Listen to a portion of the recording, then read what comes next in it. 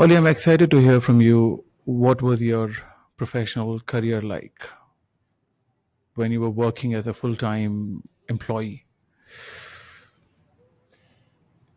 It was interesting. It's certainly very different to having a career as an entrepreneur.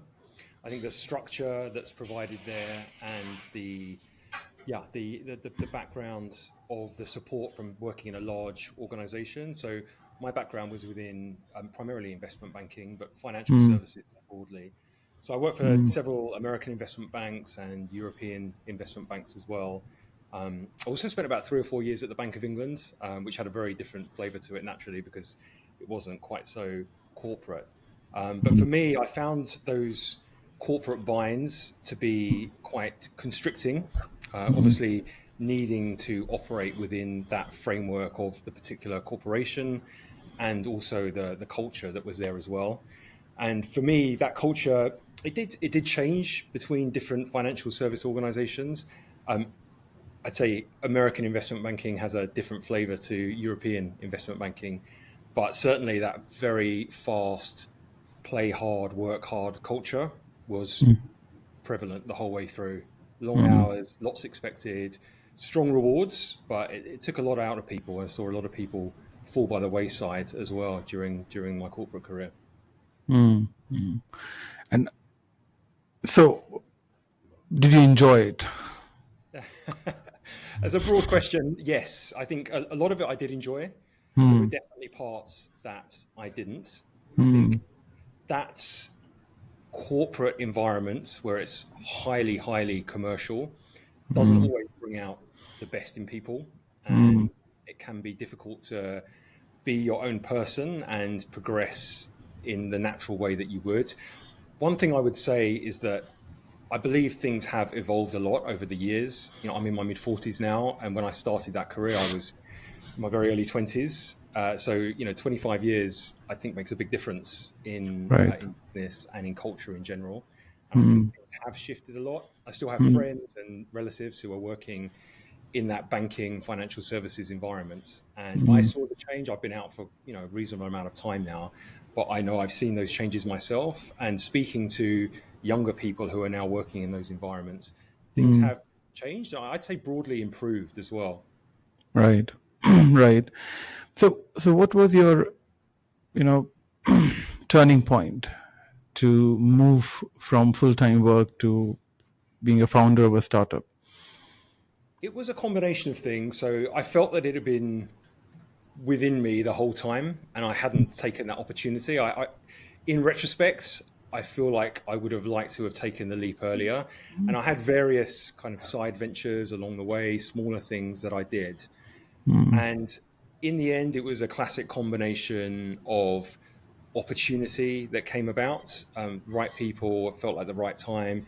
There was a clear present opportunity to exploit. And to be honest, at the end, it came to a point where there was no decision to be made. It was 100% a go signal. And sometimes in life, I think you get those, not always, but when those opportunities arise, you have to reach out and grab them with both hands. I'm a real firm believer in that. For me, you know, luck is not about sitting back passively and waiting for something good to happen. I'm not a big believer in you can sit back and manifest and these things just come along.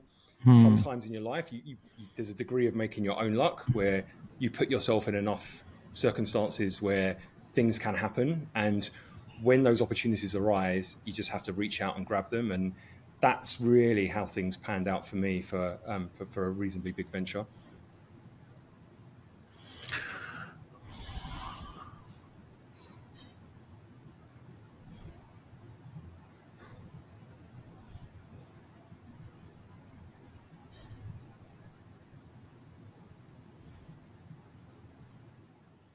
Oli, can you hear me? I can now. Yeah, you paused for a moment there, but Yeah, I can yeah. hear you. Did you hear my last answer? Did you get that? No, could you repeat that for me? Could you just repeat the question again, and I'll start again, please. Yeah. So the question was, what was the turning point? I mean, what made you make that jump? Yeah, for me, it was a classic case of the opportunity appearing, and it was too good to ignore. I had a fantastic opportunity come my way, and I'm a big believer in, to a large degree, making your own luck. And by that, I mean putting yourself in circumstances where opportunities arise. And when they arise, you have to reach out and grab them with both hands. So Mm. for me, what happened was circumstances came together in a way that there was a clear present opportunity available. And it was a question of, yeah, go, go, go. There was no question of not taking that opportunity. And Mm. I think that's important. You know, a lot of people, there's naturally a fear jumping from a corporate career into a entrepreneurial venture. Obviously, Mm. it comes with risk, and the fact is you have all that upside is because of that risk. Mm. And I think a lot of people don't take the risk because they're afraid of failure, they're afraid of the comfort, and depending on your life circumstances as well, it can be it can be a huge decision. I think if you have dependents, it's a lot harder. But Mm. sometimes, if you make that opportunity, you really have to take it when it comes along, because let's face it, you don't really get that many in life. Right. And you said naturally there are fears, right, when you make that jump. Did you really experience those fears, and what was those fears? Insecurity, risk around what will happen if it doesn't succeed. Were you feeling them too? Yes, I think it's natural to have those fears. In this circumstance, I felt primed and ready. I felt like I've been waiting for this really good opportunity to come along for a long time. So for me, it felt pretty natural. And I'll be honest, I had a good set of circumstances surrounding me in terms of, I didn't have children at that point. My wife is a medical doctor and a psychiatrist, so we had a good other income too. So the risks were mitigated, and being a bit older, I had myself quite well set up. So the sort of the financial risk was lower, and the Mm. opportunity enabled us to start earning quickly as well. So that Mm. was relatively straightforward in terms Mm. of risk taking. The thing I'd highlight, though, is that there is an element of personal risk. And Mm. I think many people, the risk of failure is something that holds many people back. True. And you have to show up. You cannot build a business without going all in. That's my personal view. It's been my Mm. experience. If you're leaving anything undone, unsaid, you're trying to keep a low profile, doesn't really work that way. I guess it can for some people, but I think the chance of success is much higher if you really go all in. Mm. So that comes at personal risk. Mm. If you fail, or you're seen to fail, there's that feeling of, oh, people are looking at me, and there's that feel of potential humiliation. And I think that Mm. holds a lot of people back, Right. particularly in the current culture where to build something, for example, if you have a personal brand, doing things like a podcast, for instance, if you're posting regularly on social media, you're raising your profile, which is necessary, but at the same time, it raises that risk of, oh, what happens if I fail? What happens if doesn't work out? And Mm. personally, I think that holds a lot of people Mm. back. Right. And there are also fear of judgment, right? I mean, you were successful what you were doing earlier. Now you put yourself into something that you're not succeeding or you're not successful. So there are judgments from other people around too. Did you notice that as well for you? Yeah, I felt many things. So definitely there was some judgment. There was there were some people in my life, to be honest, who were quite negative about it. And I think sometimes Mm. people see you doing something that they wish they would do themselves, and Mm. you might get, I remember some certain comments are like, "Oh, you're brave," and really, I hear brave, but actually, what I think I hear instead is you're, foolhardy. Perhaps this is Mm. why you're doing this. This is crazy. You've got a good job, and I think people, they sometimes look at others doing things that they wish they'd done themselves, and Mm. feel, yeah, there's a degree of envy, and that can come out in certain ways. In terms Right. of judgment as well, certainly on execution. So, one thing I'd say to any aspiring entrepreneur or someone who's looking to take the leap, so Mm. when you become a founder, when you're doing something entrepreneurial, you get so far out of your comfort zone so Mm. quickly. There's going to be loads of things that you frankly don't know how to do very well. You're not going to be that Mm. great at execution, and you just have to do it and get on with it. And that's, Right. you're wearing multiple hats. So there's going to be loads of stuff that you're going to be not very good at, and you just have to Mm. learn and get on with it and accept that personal risk and potential judgment. Yeah. And ultimately, what you said is just get all in. I mean, there's no way back then once you've made a decision. Yeah, Yeah. I'd say that is critical. Going in half-hearted, Mm. tentatively, I think there can be a play where perhaps you do something as a side hustle for a while, test the market, is something working? That's a potential way to go in. But when you make that full decision of I'm going for it, I really firmly believe that to have a reasonable chance of success, you need to be wholeheartedly behind the project. Right. True. So, so you went all in, and then you started your startup. Now, tell me, what was your initial journey like as a founder? I'd say it was possibly harder than I'd anticipated. I obviously it's I'd done my research, I'd spoken to many people. It's something that I've been interested for a long time, and I'd had a few minor ventures previously. So I thought I was fully aware of what was going to be involved. Also, having worked in high pressure environments for years, it wasn't like I'd been, relaxing a bit of my feet up for the previous 20 years. I'd worked very hard, but it's that combination of all the work that is required to get the startup off the ground, all the risks that you're taking, all the pressure of having people working for you, having co-founder relationships, which is very, very challenging, all those new skills you need to learn, paying yourself last, the working hours that are required, everything together, it's an absolute pressure cooker as for an individual. It's a huge amount of work and risk, and there's so many things that swirl around, so many emotions. And I think the level of commitment and time, it can really take over your life. I think it's just something that happens. So I was prepared to a degree, but the degree to which it took over did eventually surprise me. So, give me more instances of what you were not prepared for and happened for you. So I'd say the biggest thing for me was in terms of executing. So from very early on, we defined a 5-year plan, not necessarily to exit within 5 years, but we had a build, scale, and have a vehicle that we could exit from in 5 years. So we had a very clear plan. And I was myopically focused on executing that plan. It was a classic founder startup mentality where I was so zoned into that goal that everything started to fall by the wayside. And I was just locked into that goal. Usually I'm a pretty balanced person. I'm very healthy. I don't drink. I'm completely sober, exercise, I meditate, time with family and friends. And actually that started to fall by the wayside very quickly. So for me, what I found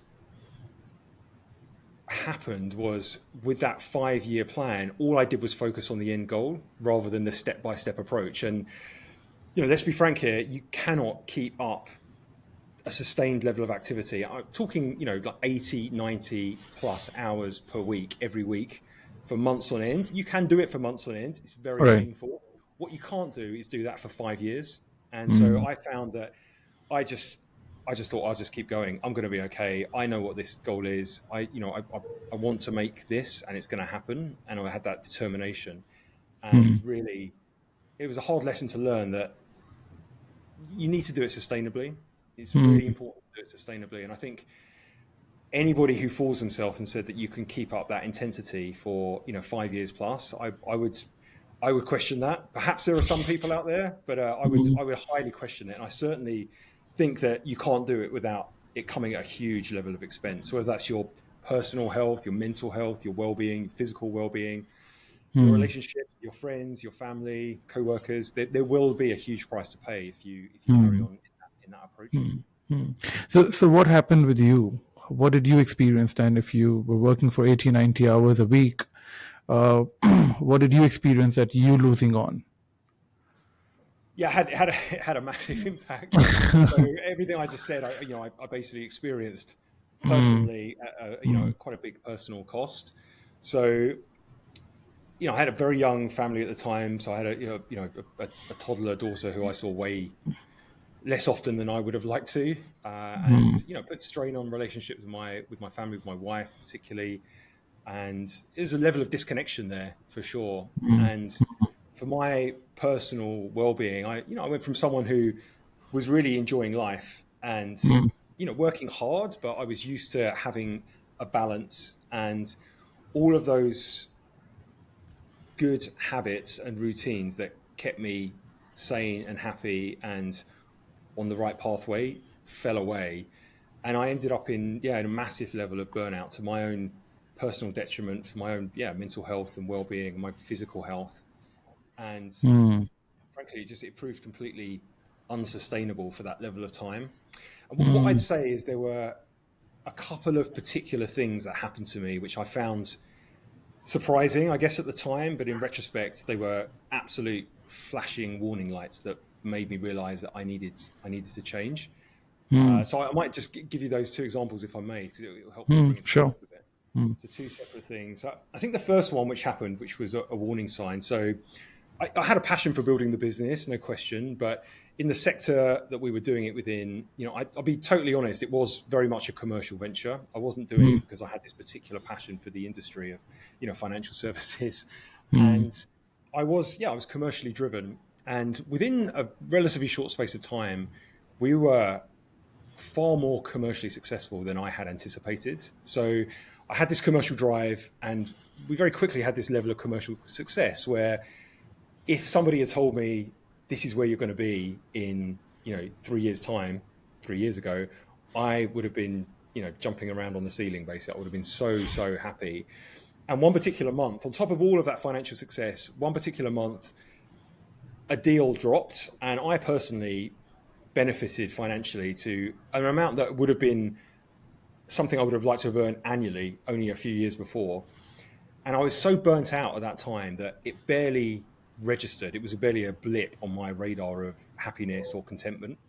And it mm, really made me realize, I told my wife about this, what had happened, and she was like, oh my God, this is amazing. And just didn't, it was barely a flicker.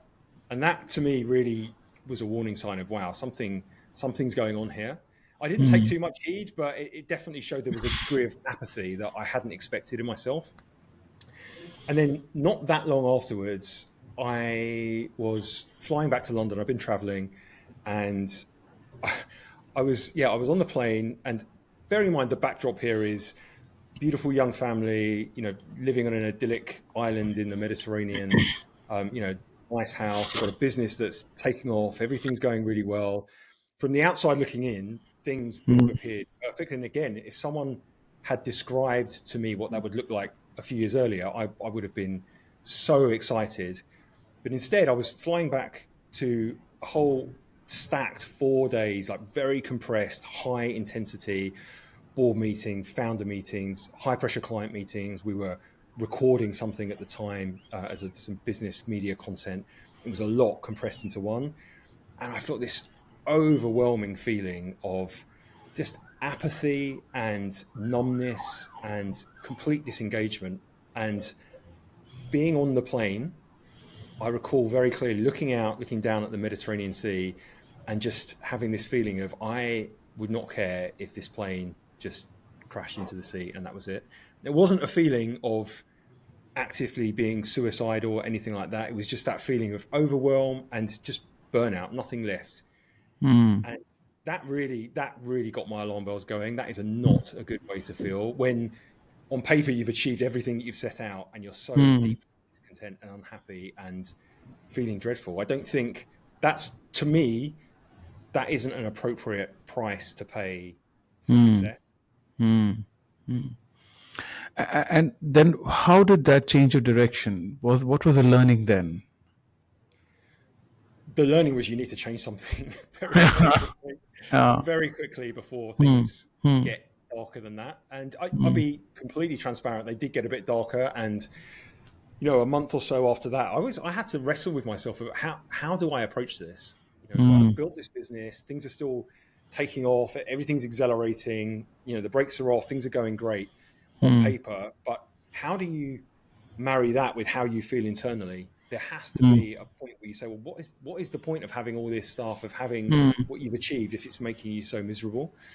And I had Right. another incident a bit later on where, I really did feel close to coming off the rails in terms of my mental health. I felt absolutely terrible. And that was really the thing that finally pushed it for me.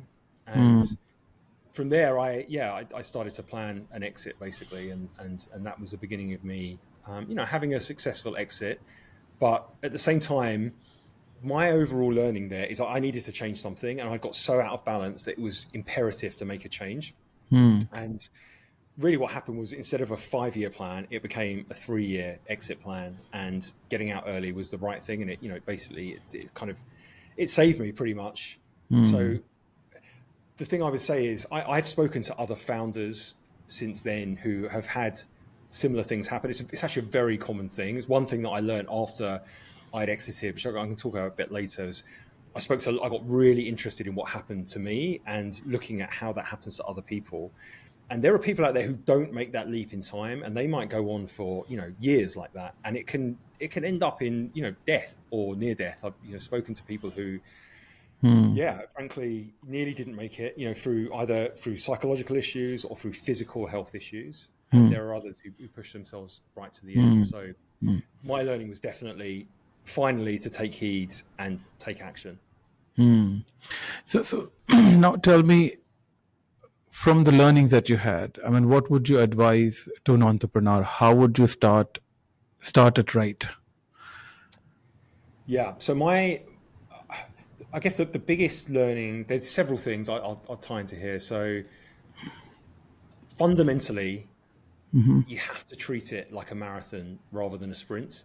I had Hmm. that sprint mentality, even though I knew, 5 years is always going to be a marathon. Yeah, there's no way 5 years is not a sprint, but I Right. treated it like a sprint, and that sprint is unsustainable. So I'd say to Hmm. anybody who's coming onto this journey, there are exceptions, of course. Some people have this amazing, rocket takeoff, and they're out in, a year and a half, 2 years. Super, Hmm. super rare. So not many people Hmm. have that experience.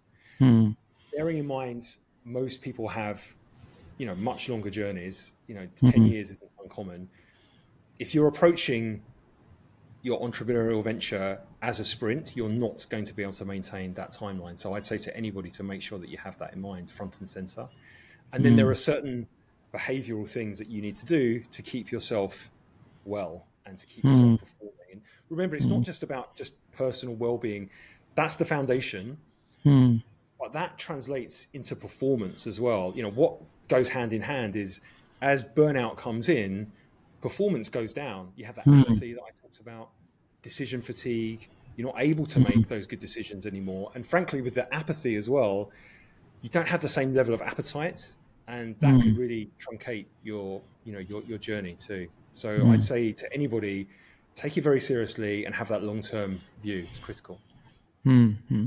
So tell me, what do you think specifically went wrong, or goes wrong as a founder? One advice is, don't take it as a sprint, take it as a marathon. What else? I think you think people can get it wrong and do it wrong. Yeah, I mean, as a startup founder, as an entrepreneur, there are so many pitfalls. Yeah. There's so many mistakes to make, and let's be honest, most people will make a lot of them along the way. I think one of the biggest mistakes you can make as a founder or entrepreneur is not learning from those mistakes as they come along. If you're Hmm. repeatedly making the same mistakes, then that's a big red flag, and that Hmm. can certainly can happen. I think setting things up the right way is critical as well. So co-founder dynamics, that's a very big one. Make sure you're aligned and ensure Hmm. that you have the correct legal documentation in place. That's something that I would say to any entrepreneur is critical. Often that's overlooked as well in the first flush of excitement of setting up a business. You could have a handshake type agreement. Oh, we're all on the same page here. But things change, when you start to move, when you start to make money, when you start to have all of these opportunities, Hmm. people want to go in different directions. If, as a founding team, you aren't pulling in the same direction, then in my view, there's real no hope for the business. You have to be aligned, and not having clear understanding and clear alignment from the beginning is a Hmm. is a huge mistake. There are certain things in entrepreneurship that very difficult to get right, and without that alignment with the team, it's Hmm. very difficult to execute. Right. And I think the communication needs to remain transparent and honest as you go along the journey. Yeah. Yeah, absolutely. The continual dialogue, and Hmm. the foundation of that is trust. Once Hmm. the trust is gone, Hmm. then absolutely there's a whole world of trouble that follows that. Hmm. What I would say as well for any entrepreneur is mentorship, coaching someone to guide you, I'd say is highly beneficial and highly recommended. My personal view is if you have somebody who has been through that journey before you, in particularly in a way that you're looking to do so, then that learning and that experience, it might cost you some investment, it might cost you some equity in your business, it will cost you some Mm, time, but what that can save you in mm, pain and mistakes not made is absolutely invaluable. If you find the right person, then mm, that is a huge step forward. mm. So did you also work with a mentor while you were in your startup journey? Yes, yeah, I did. So I had a combination of things. So one was I had a therapist, a personal therapist who I used to see once a week, which was definitely valuable. And there were times when she was almost more of a more of an advisor, in fact, because it was so challenging. And I went from having personal therapy when I was seeing her once a week because the business was so all-consuming. She became a trusted advisor from like certainly in interpersonal relationships. She was Mm, very helpful in helping me understand some of the things that were going on around me and how I was interacting and showing up. And it was curious because with her, I would see her once a week on a Wednesday in the middle of the day. When I say the middle of the day, I would have done 8 hours normally of meetings and calls. And then I would see her, and then I'd have another 8 hours of business work to do afterwards. So I'd have a 16-hour day. I would sandwich that hour right in the middle. And then I'd be saying to her, why aren't I feeling better? Why am I so stressed? Why? And she would just say to me every time, are you crazy? Like, of course you're not, of course we can't get to a deeper level. Of course you're going to feel like this because you're so overwhelmed and mm, I just, I wasn't paying enough attention. So that was mm, from a personal perspective, which was more a sort of therapy basis. But yes, we had a mentor. I had a business mentor, a sort of combination between a coach and a mentor, someone guiding us. mm, And this person really had done exactly what we were looking to do with this mm, 5-year build. mm, And yeah, it was a fantastic way to really understand some of those. Having it's effectively like a blueprint of someone having done mm, it previously. There are certain building blocks that you need to put in place pretty much with any business. And knowing what they are and having a blueprint of how to execute against them is critical, I'd say. And yes, you could probably model your way through, but it's very costly in terms of time and financial impact. And having mm, somebody who's taken those steps ahead it's a great thing to have. mm. So how was it helpful for you to work with a mentor? Were there things that you could do differently and better? And if yes, how was it done, the whole mentorship with you? Yeah, I mean, there were certainly things I could have done better, no question about that. And certainly, just again taking it back to the burnout side of things, Hmm. it was this mentor who was really, we used to. I think it was sometimes it was fortnightly and sometimes it was once a month that we had Hmm. sessions. I had sessions with him, and one of the key things was it took me so long to learn, and I wish I'd have listened to was around this. It's a marathon, not a sprint approach, Hmm. and he'd been through that himself too. So again, it's this question of sometimes you have to experience it to learn it. And this person's take was he'd almost lost his marriage. He'd Hmm. been very much disconnected from his family life. He was completely overwhelmed. He was traveling all the time, and the business took over his life. And he was looking at us, seeing the same thing happen, and giving us this advice. So there was some very pragmatic advice around business development, closing sales, how to deal with your HR teams, all the, the strategic execution, operational advice that you would expect and anticipate, which was very, very helpful. But taking that step back and perhaps the helicopter view of it was very much, you need to approach this in the right way because the way you're going right now is not sustainable. And that was from Hmm. someone who lived it. So yeah, vital. Hmm. And if I look back, it's definitely with a view of, ooh, I wish I'd listened a bit more carefully. Hmm. Yeah. I want to go back and go back to our conversation about the relationship with co-founder. And you said, uh, trust, communication, that needs to be consistent and that needs to remain there because directions can change in the future when you're working together as co-founders. What else do you think in the relationship need to exist of course, trust and communication. What else do you think is your learning that as co-founders you need to have? Cultural alignment, I think, is a big thing. Like in terms of values, I think if you don't have that cultural alignment, and if there are alarm bells around that, that can be really, really challenging. Whether it's around ethical decisions, the culture that you build within an organization.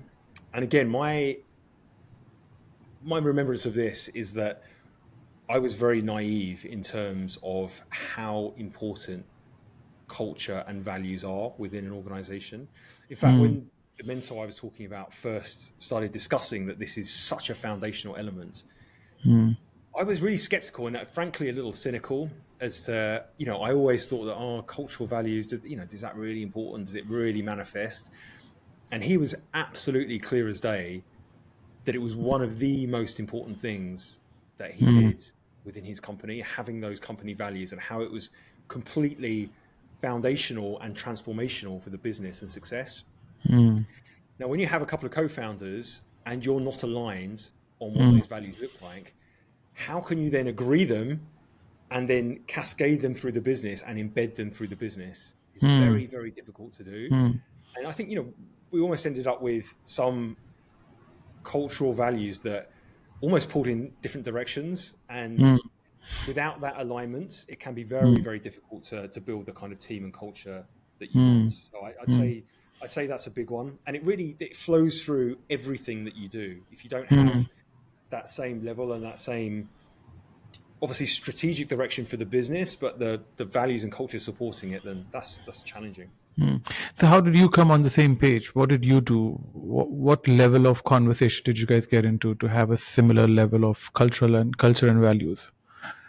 One thing that we did that I'd say is a very interesting and important thing to do that was good for us is we had another external advisor who came in to help us. And this was more from a HR perspective. And what happened there was a level of support to really try and understand our personal drivers more.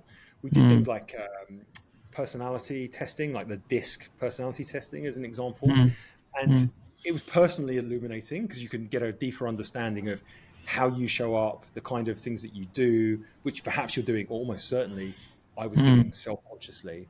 So you get that understanding of yourself and how you're showing up to certain conversations, certain decisions, things that you can find triggering.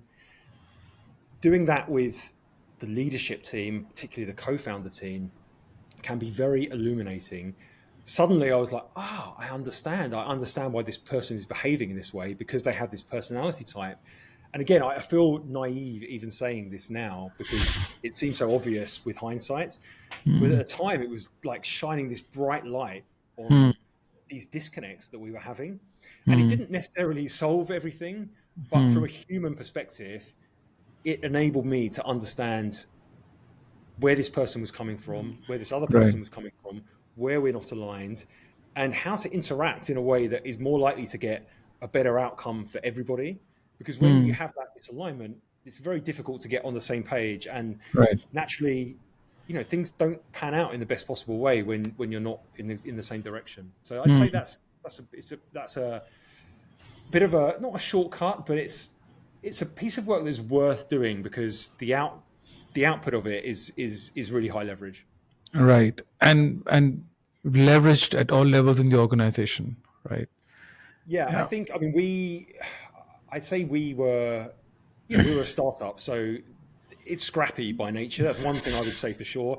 Anyone who's been working in a corporate environment like I had for near on 20 years, all the foundations are in place. It's very mature. Yeah, things change, new leadership comes in, but when you're in a startup, it is really scrappy, and there's always something to do to improve. You're always immature, and there's always so many things, and naturally there's a hierarchy. So finding clients, revenue, profit, cash position, those things are king. Obviously they have to be, otherwise you don't have a business.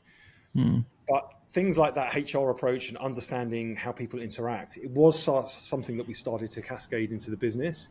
And one thing actually that we started to bring in, which was a powerful move, was understanding that at the interview stage. So rather than just looking at someone's skill set, someone's experience, background, execution, we could then see, we could surface the values and talk about the corporate values and see how that fitted with someone's mindset. And that mm, started to move the needle as well. You know, mm, having, again, if you have a high performing team, mm. one person within that team of, let's say, 15, 20 people, one person can derail everything if they True. have the wrong attitude. And, you know, the hiring process is challenging. You know, trying to get high performing people, particularly as a startup, you're trying to attract people from, you know, if there's a big tech organization, a big financial institute, it's hard to get them. You need to incentivize them. And that can Mm, be, obviously, with equity, with options, you know, decent salary, really interesting work and responsibility. But when we started to bring in the corporate values at that stage, that really helps as well to trying to sort through the people who, frankly, just aren't a good fit for mm, the company values that you're putting in place. mm, mm. Absolutely. So, Oli, where are you now in your journey? So you've exited that founder the startup that we're talking about. Yes, so that was well, it's quite a few years ago now, actually. So Mm, I, frankly, it took me quite a while to recover from that. By the time I exited, I was completely burnt out, and mm, I took, yeah, it must have been at least 8, maybe 10 months of mm, complete recovery. So full reconnection with my family. I took myself out of my situation and just completely disconnected from tech, from that whole world, and spent a lot of time with the family and just doing all the good stuff that I deprived myself of in the previous years. And really, I knew for sure that I had at least one more venture in me, another journey. So I took that time to recover, to sit back, and towards the end of that, 8-10 months, I got very curious in, what had happened to me in terms of my resilience and my burnout, and starting to investigate that a lot more. mm, And I knew I had another venture in me, and I knew I wanted to do something with impact this time. So the first one was very much it was very much a commercially driven venture, and I wanted to do something, yes, with a commercial angle, but with impact as well. mm, So I took that time out, and then I started doing some research. I built a little team, a little medical team, and mm, some data scientists, some medics, and we started speaking to lots of founders. And I spoke to other startup founders who were, in similar situations, and we did some testing on some health and well-being programs. We helped founders and really did a proper deep dive into the mm, background, and then mm, just learned about some of the problems of how difficult it is to help a founder. Do mm, venture capital firms, do they really care about them? They have all these founders in their portfolios? mm, There's quite a lot of noise around, oh yeah, we care about them, but do they really? And what does that mean in terms of what they're prepared to do? And then beyond that, when I got into that kind of founder world of burnout and resilience, just looking wider and looking at people in high performing roles, leaders, people who are running big teams in corporations or in their own startups. And from there, we've launched a health tech business that's mm, mm, specifically designed to help people with their resilience, their human mm, resilience. So we're building something with mm. AI and with some really interesting cutting edge health tech to help people in that situation. Great. So, Oli, tell me a little bit more about your wellness startup now. Yeah, so after my previous exits, I knew that I wanted to do something else and wanted to do something with impact in the health tech space. So having Mm, learned a lot around founder burnout, high performance, speaking to lots of different founders and execs and leaders, I knew that I wanted to do something with high impact and something that was mm, scalable to help a lot of people. And I really, I mm, used about a year to deeply understand the problem. We built this team of, doctors, of psychiatrists, lifestyle doctors, data scientists, and we're building a platform specifically to help people in their human resilience. So the big mm, thing for me, the learning, is that prevention is so much better than recovery. For mm, me, the recovery process was really long, and it is for so many people, and that has such an impact on the individual, but also from a corporate perspective, from a startup perspective, on the bottom line. When you talk about corporations where leaders are burning out, what mm, typically happens is, they'll make poor decisions, it will impact their performance, and then they'll be off from work for months and months at a time, and then coming back. If they do come back, there might be, their performance might be lowered. Or if they don't come back, there's a huge cost associated with hiring someone new as well. So Hmm. for us, preventative health is absolutely critical. Hmm. And this is a really, really, really interesting space right now. The introduction of AI and certain things that can be done now it's incredible what is happening. And we're Hmm. effectively riding that wave right at the front of it. Just to Hmm. give a bit of background and context. Hmm. So in Q1 this year, there was 780 billion US dollars invested into the European health tech market, which is Hmm. a huge volume of cash. It's right Yeah. up there. Actually, it's commensurate with the COVID boom years where money was effectively free and there was a massive amount of money being invested in startups. Now that is not the case across the landscape generally. Obviously, a lot of money is going into AI, but AI within health tech, because of these new opportunities and new things we can do, there's Hmm. been this huge influx of cash. So it's very, very interesting.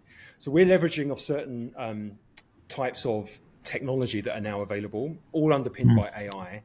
And it's incredible. Like some of the things we're doing around biomarker data is very, very interesting from a resilience perspective. And Hmm. one of the pieces of technology that we're developing with, we just use the inbuilt camera on a smartphone, and with Hmm. that camera we can scan the face. It takes about 30 seconds on any smartphone, Hmm. and with that scan technology, we are reading the blood as it pulsates beneath the skin, and there are very, very tiny changes of light under the Hmm. skin.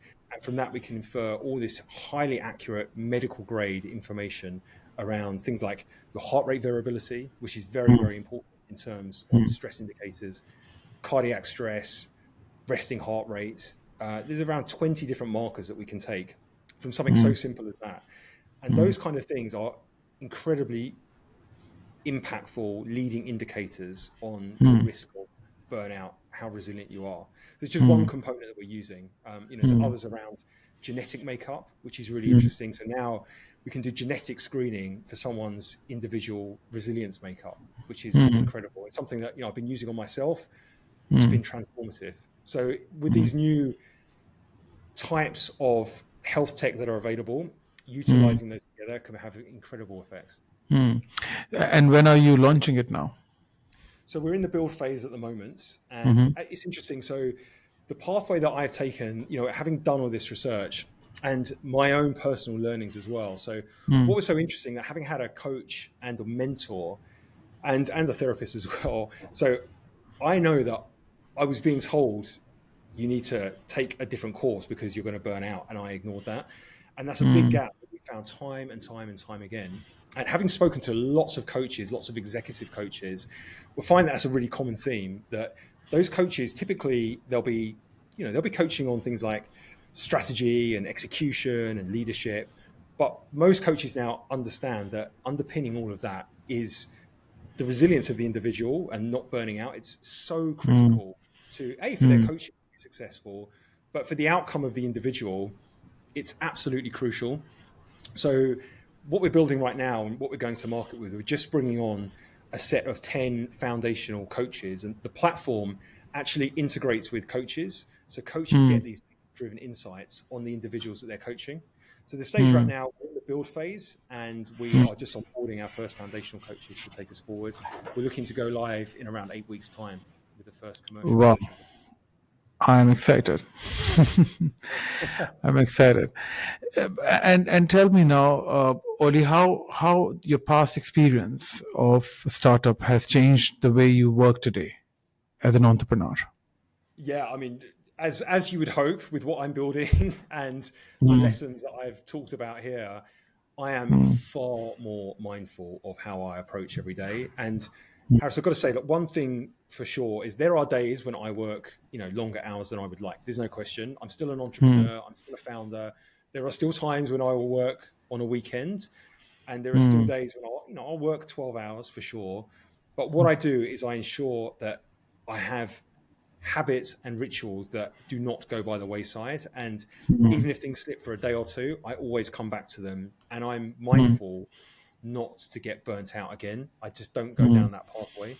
So, Mm. all the good things that I know I need to do, I do habitually, and I track and I make sure, I have these data-driven insights, and I ensure that I keep on top of things, because I've learned the lesson the hard way. I think, as I said earlier on in the conversation, one sign for sure that you're unlikely to succeed as a founder or an entrepreneur is if you don't learn the hard lessons that come along the way. If you repeat the same things, then it's very unlikely you're going to succeed. So when I look back, what was the biggest lesson for me? Certainly one of the very biggest was to make sure that you stay mentally fit and strong, physically fit and strong, stay resilient. So that for me is top of my agenda every single day. Yeah, that's right. I think you're able to make better decisions and you're more productive. You can do more with less time if you are taking care of yourself. That is so true. And that's what I'd say to anybody who feels they may be skeptical on how important it is to have that grounding and centering and focus on how you are showing up every day. The output that you get from that time you put in is just pure leverage. There's no question about it. And I know when I am following the pathway in the right way, then my decision-making ability, my focus, my concentration, all of those things are so much higher, and I get so much more out of my day than just working continuously and ignoring everything else. And there are certain things that you can change. I mean, one other thing, just to, if I may just briefly talk about what we're doing. So I mentioned the genetic testing that we're doing for resilience for an individual. Now, one component to that genetic testing is looking at your neural pathways. And we've got a very clever way with the LLM AI plugin that we have, the process that we built. We can take the output of that genetic data and look at your own individual makeup, your neural pathways, and bringing purely targeted, highly individualized supplementation. So there is a protocol that I've been taking, natural supplementation, and I can't tell you the difference that has made, like to my sleep quality. I'm prone to anxiety, and it has completely leveled out any anxiety that I have. And just my focus and execution on a day-to-day basis, like the return on investment on just that one thing that I've changed is transformative. So, I would say to anybody who is just ignoring these good things, pay attention to it, and it will give you a great return. That's guaranteed. So this genetic test that you're talking about, is it also part of the wellness program, and then the natural supplements, all of that is part of the wellness program that you are It's designing? part of, we have a tiered offer, and in the higher tier, it's tiered in two ways, and that genetic profiling is brought in at that stage. It's something that I would recommend. It's not particularly expensive, and again, I think the return on investment there. Our approach, we're highly data driven, so within the platform that we're building, there are different types of data that we can pull in, and the approach that we take, what we recommend to people, is the more data that is available, then the better we can help that individual. So preventative and highly personalized are two foundational elements to what we're doing. So if we have that genetic information, then definitely we can help you more. So we just pull that information, and it's not about overwhelming an individual with data, because the platform takes in all of the info, and we're using AI really to just get those amazing insights. So it's not onerous on the individual. We're basically just taking that data and then providing the best possible outcome to the person. And can this be done without even the application or the program that you're building? One can just do a genetic test and understand their makeup and get some supplements with a doctor, or is it? Yeah, genetic testing is available. I think there's not. Certainly, the resilience testing is less common, but obviously, I think everyone's heard of 23andMe and those other ones. Some of them do health testing. You can look at your genetics in terms of predisposition to certain illnesses, for instance. But the one that we have is specifically, we can do other types of genetic tests, but because of what we're specializing in, we're highly focused on resilience. So there might be one or two other companies out there who can do resilience testing, but it's not a common thing. Generally, it's other types of genetics. So resilience testing is done via genetic test. Yes, but there is a component which is genetics. So we have the biomarker scanning. We also put in data from wearables as well. So many people now, particularly high performers, Often they'll have a Whoop device, or they'll have an Aura ring, something like that. So again, with the data-driven approach that we have, the more data, the better. So we can utilize and consume that type of data as well. So genetic components, the genetic testing is one component, and the biomarker is another example. Okay. And based on that, a coaching program is developed for the individual, right? Yeah. So we work with a coach. So the way we're positioning this is in partnership with coaches. So particularly with executive coaches, this is where we're finding a lot of resonance. So coaches who are, they're coaching on strategy, they're coaching on leadership, but obviously there's that gap between when they're speaking with their clients. And what we're doing is we're helping those clients to also bring in this resilience element so they can really monitor and help and track and understand what's going on with the individual. So we're bringing that information in to help as well. Wonderful. Oli, I wish you all the best. And I'm really excited to see what comes up, and really excited to see how coaching industry can leverage the program that you're building on. Yeah, thanks, Harris. I appreciate it. It's been great speaking with you. And it's an exciting time in coaching. There's a lot going on right now. And I think this intersection of health tech, AI, and coaching is a really interesting space to watch. And I think it's going to be a big impact there. Right. One last question. So what are some of the advice that you will have for an entrepreneur? Quick, short, one-liner maybe. If it had to be one line, I think it would have to summarize what I've just said in terms of ensure you prioritize your own well-being. Nothing else good is going to happen in the long term if you fall off track. So if you lose sight of that, then even if you have the success, it won't mean what you think it will mean to you. So make sure you prioritize that. Thank you. That's well said. Oli, once again, thank you so much for this conversation today. And I would definitely catch up when we have your product launched. Pleasure. Thank you very much for having me. I've really enjoyed it. Welcome, Oli. So, Oli, by the way, I would like to read a little bit more about the product that you're developing. If you want to send some material, something for me to read, or a web page, if you have. I've got something I can send. Or maybe I'll record a little Loom video to explain it a bit more and send it across. Yeah, because I think you've got a lot of coaches who would be interested. Yeah. I mean, I'd love to, because your particular angle is you're coaching coaches, right? Right. We produce coaches. Yeah. So I mean, it could be. Yeah, there could be a really good opportunity there. It's an exciting space right now, so I'd love to explore that further with you. Sure.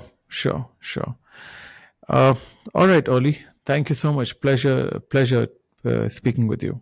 Yeah, thank you. Really enjoyed it. I appreciate the opportunity as well. Thank you.